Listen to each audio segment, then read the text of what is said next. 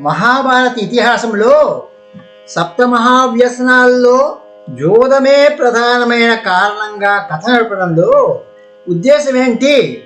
తన తమ్ములను, ధర్మపత్నిని కడకు తన్ను తాను సైతం పణంగా పెట్టేంత మౌఢ్యమైన వ్యసనమా జోదము? ద్రౌపదీ వస్త్రాభరణం వంటి పరాభవానికి, దౌర్జన్యానికి, కడకు కురుక్షేత్ర మహాసంగ్రామానికి దారితీసేంత ప్రమాద కారణమా జోద క్రీడ? వర్తమానంలో జోదం బహుపాత్రాభినయం చేస్తూ ఉంది. జోదం అంటే ఏ పేకాటో, దాయాలాటో, అమ్యూజ్మెంట్ పార్కులో కాయరాజా కాయో, క్యాసినోనో, క్రికెట్ బెట్టింగ్ వంటిది మాత్రమే కాదు. మల్టీలెవెల్ మార్కెటింగ్ లేదా చిట్ల వ్యాపారం పేరుతో జరిగే మోసం కూడా జోదమే. తక్కువ డబ్బుతో తక్కువ సమయంలో ఎక్కువ లాభము అనే మోసపూరిత ప్రేరణ జోదానికి లాగుతుంది. జోదం అంటే వ్యాపారం కాదు, మోసం. వ్యాపారం జోదం కాకూడదు. వ్యాపారం అంటే ఓ సేవ, వ్యాపారం అంటే ఓ స్వతంత్రమైన ఉద్యోగం.